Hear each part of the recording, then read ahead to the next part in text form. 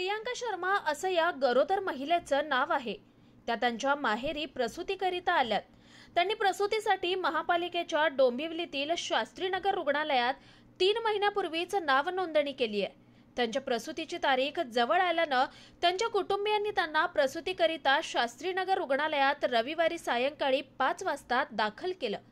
मात्र त्यांच्या रक्तातील प्लेटलेट्स कमी असल्यानं त्यांची प्रसूती करता येणार नाही असं कारण रुग्णालयात कार्यरत असलेल्या डॉक्टरांनी त्यांच्या कुटुंबियांना दिलं।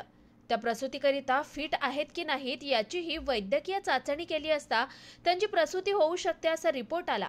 तरी देखील डॉक्टरांनी त्यांची प्रसूती करणं हे महिलेच्या जीविताला धोकादायक ठरू शकतं।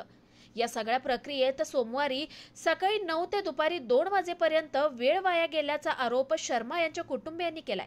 अखेरीस महिलेच्या कुटुंबियांना तिला मुंबईतील शिव रुग्णालयात नेले।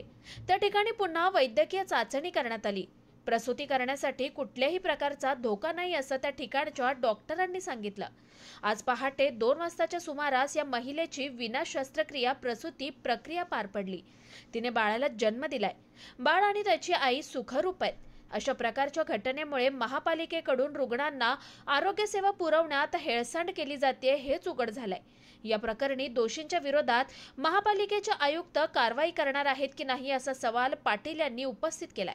दरम्यान या घटनेविषयी मुख्य वैद्यकीय अधिकारी डॉक्टर अश्विनी पाटील यांच्याकडे विचारणा केली असता त्यांनी अशा प्रकारची तक्रार त्यांच्याकडे प्राप्त झालेली नाही असं सांगितलंय।